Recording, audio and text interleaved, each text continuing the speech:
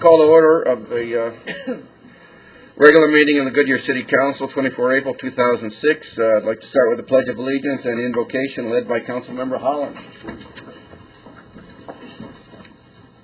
I pledge allegiance to the flag of the United States of America and to the republic for which it stands, one nation, under God, indivisible, with liberty and justice for all. Please bow your heads. Our military on duty here and overseas, protect them. Our firemen and policemen that guard the home front, keep them safe. Our community, city, and business leaders, may they make good decisions. And special thoughts for the refugees around the world, may they soon find homes. Amen. Amen. Thank you. All council members are in attendance. We have the minutes, draft minutes of a special meeting held on April 4 and special meeting draft minutes April 6th and draft minutes of a regular meeting held on April 10th. Are there any comments or changes? Seeing none, the minutes are approved for filing. We have no expenditures to ratify. Opportunity now for council and the city manager to make comments.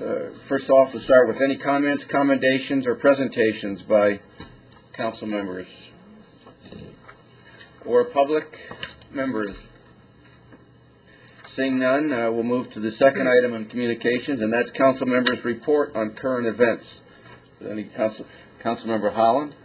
I just wanted to make a comment that the West Valley Alliance met this morning, and they meet every few months, and that we had 3 of our council people in attendance today. They told us they were glad to see that there were some Goodyear folks that were starting to get involved in this alliance. And it's divided into 4 subcommittees, and we're going to try to attend most of those subcommittees that meet. Thank you. Councilmember Scott? Yeah, a few of us had an opportunity to spend better part of a half a day with at the wastewater treatment facilities and also at the well sites, including the RO process. It was a very, very informative morning, and if for anyone that hasn't done this, I'd suggest you do it. I had to spend most of my time helping one of our council people through it, but it was still very worthwhile. Thank you. Okay, just one last. Nothing. Sorry. One last report. On last Wednesday, the Transportation Policy Committee of MAG approved the widening of I-10 out in this particular area, and then Wednesday of this week, the MAG Regional Council will vote on it, and we're very optimistic at this point that we'll get a similar, if not unanimous, a strong, favorable vote to widen I-10. Manager's summary of current events. Mr. Mayor, members of the council, the continuing effort on I-10 is paying off. The latest result is that this past Friday, staff went down to Marana. The city of Goodyear, along with Avondale and Litchfield Park, were represented. And at that time, the ADOT board approved $7.4 million for the final design, subject to next Wednesday's approval by the regional council at MAG. So with that approval and with about 5 different intergovernmental agreements that will be coming forward to council over the next 2 months, we'll be moving forward with the design and ultimately the construction a year from probably around September, October. Okay, thank you. We'll now move to opportunity for any citizen to make a comment on any subject which is not on this evening's agenda. Would anyone like to make a comment? Seeing none, we'll move to the consent agenda, and I'll ask the clerk if she'd read the items by title only, please. Item 8A.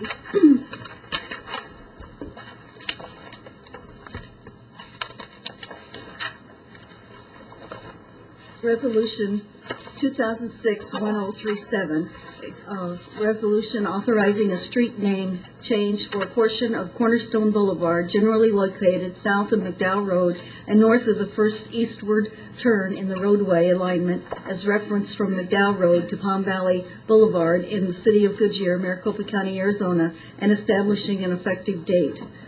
Item B, accept the dedication of a temporary construction easement and approve a sewer license granted by Republic Investment Company, LLP, along the south side of the Elwood Street alignment east of Cerebral Avenue for approximately half of a mile. Item C, final plat for Palm Valley Professional Plaza to approve the condominium final plat for Palm Valley Professional Plaza Phase 1, subdividing approximately 4.57 acres into 7 office condominium buildings, generally located at the southwest corner of Litchfield Road and Avalon Drive in the Palm Valley Planned Area Development District, subject to stipulations. Item D, resolution pertaining to Resolution 2006-1038 pertaining to the submission of projects for consideration in Arizona's 2007 Highway Safety Plan, and authorize the city manager and chief of police to sign all documents concerning the grant application and potential award.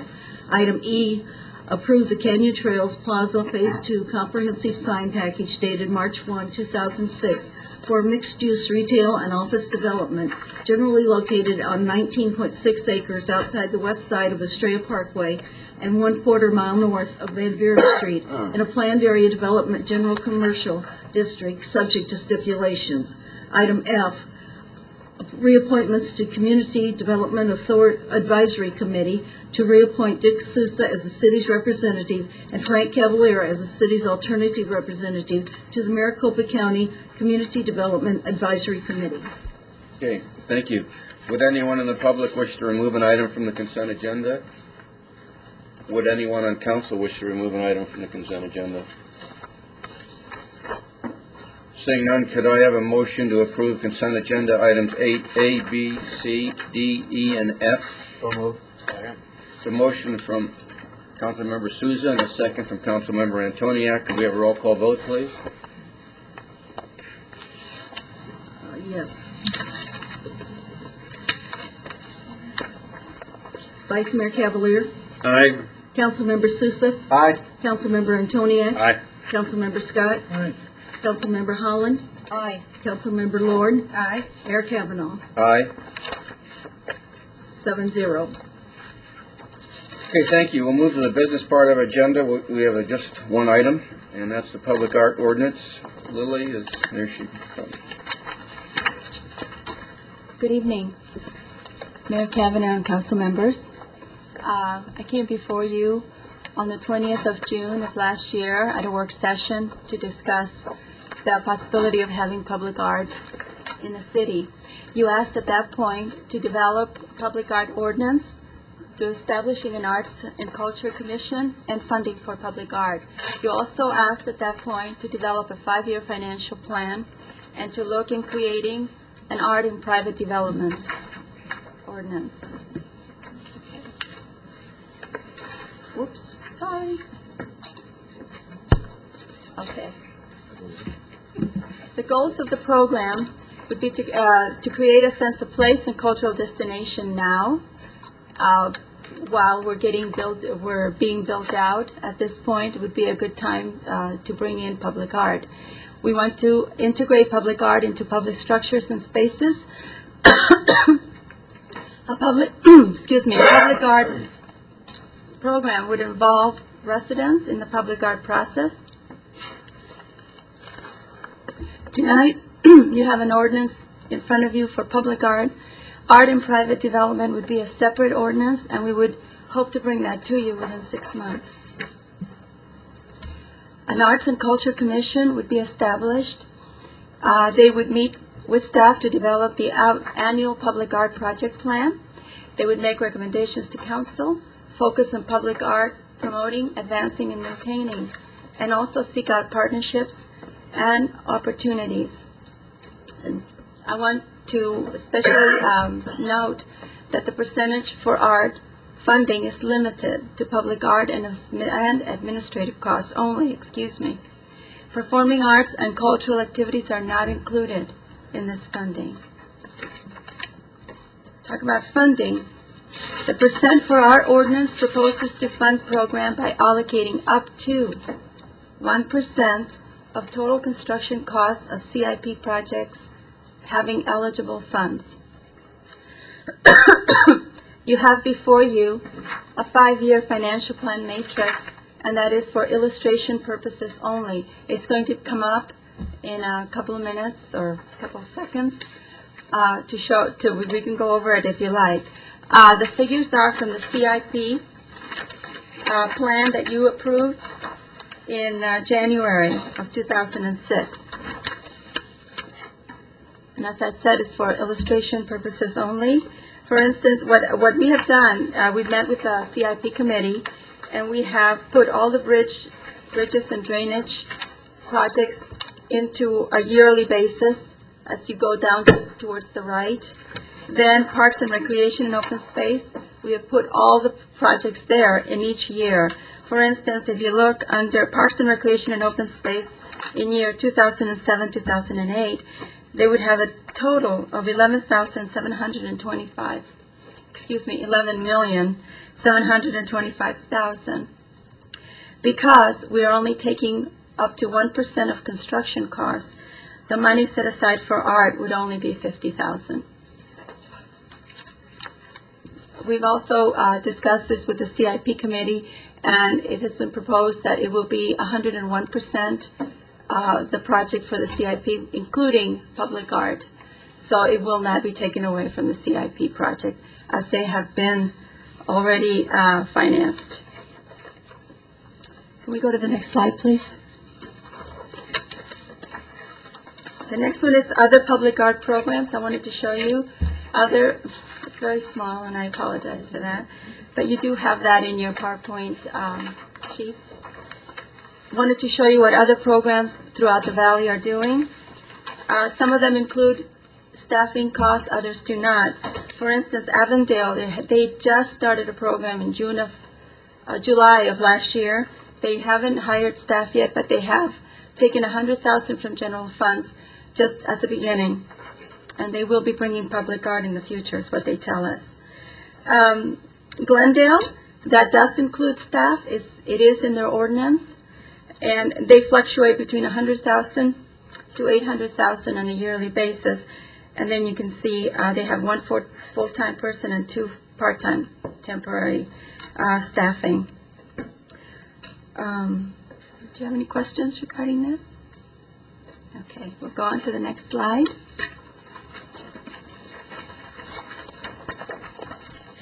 Funding. Based on current projected CIP projects, the funding will be approximately $250,000 to $500,000 per year, and that would be available for the next 5 years. If public art ordinance is approved, funding for the public art will begin in the 06-07 budget, so the money that is in the CIP this current year would not be used at all.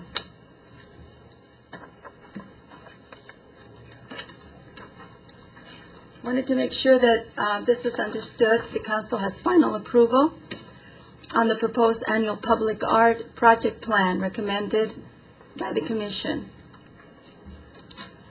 And that the percentage could fluctuate at that point. It could go higher or it could go lower. City council will have final approval on all artists recommended by the commission and all public art projects. Wanted to take you through a typical example of a project and how it works. I wanted to use the city center as an example, although that is a difficult and a very large project.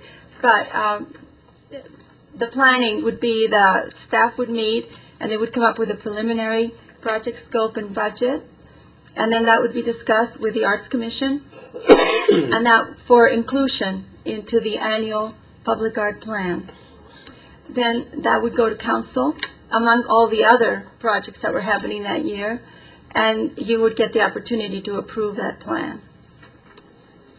Then an RFQ, a request for qualifications, would go out for the specific project, and in the public art field, it's called Call to Artists, and that would go out with the project criteria.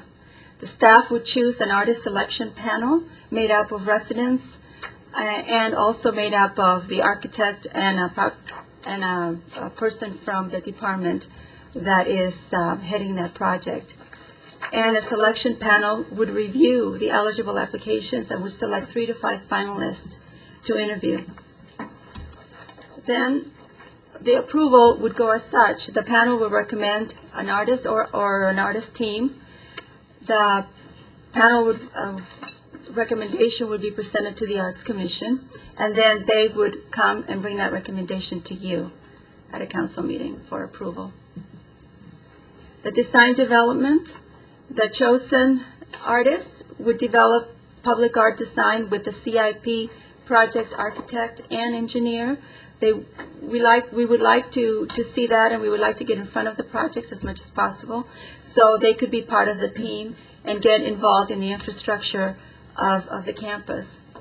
And of course, community residents would be involved, as well as city staff and commission members. All of the information that has already been gathered about the city center would be made available and would be discussed, so nothing would be left out for that artist would have that to work with.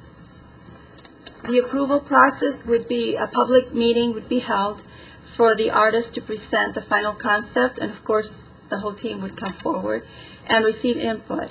The final design would be approved by the Arts Commission, and then it would go to you, City Council, for final approval. There's lots of opportunities for public participation in public art. Volunteers are obviously needed to come and join a selection panel. There's focus groups, community meetings, public dedications, and they also can participate in charrettes, in workshops, in the developing the design, and also the production of the art. I know in the past I showed you some things that children were able to do, and I know that Gallery 37 has done quite a lot of that too. Need to tell you that the CIP projects underway right now that are warranting inclusion of public art because they are in the design part of their project right now, and it can't wait until the commission is implemented. So that would be Interstate I-10 bridges and underpasses, Cotton Lane Bridge, other arterial roadways and bridges. The Art Commission can be incorporated into the ongoing process as soon as they're established. What's needed to implement upon the approval of the ordinance would be to hire staff to coordinate the program at an estimated cost of $65,000 per year, and this would be funded through the Percent for Arts Fund. It is not in the budget that you have received this evening. Then you would get to appoint the Arts and Culture Commission, and they would develop and recommend policies, priorities, and annual public art project plan would come to you for approval. Questions? Okay, let me just look. See, have we taken, I haven't asked you yet. Yeah, I haven't done that yet. We haven't read it by title, old one. I know, I will. Any comments, questions from the public? Okay, I'd like to ask the clerk if she'd read the ordinance by title only, please.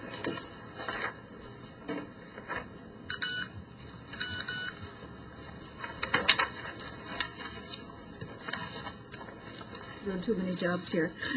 Resolution 2006-1037.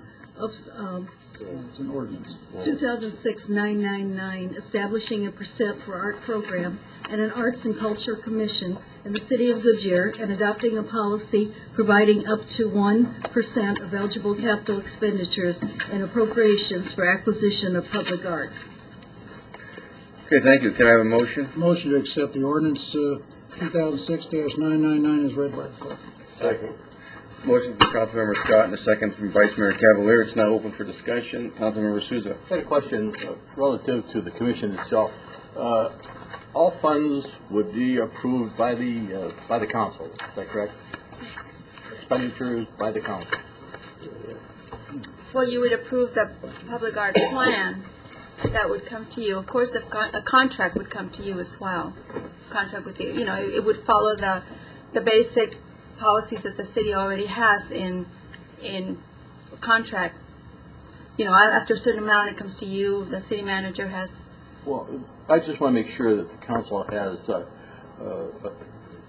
complete control of the funds that are going to be gathered by the commission itself.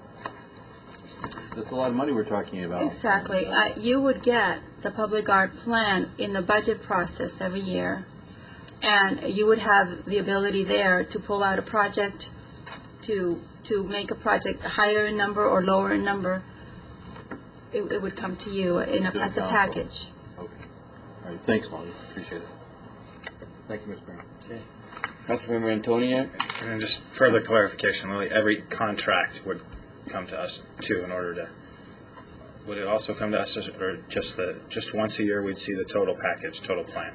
Well, no, I mean, every project gets done when it needs to get done after the plan is approved, following procedures of the city, which I'm not totally clear on.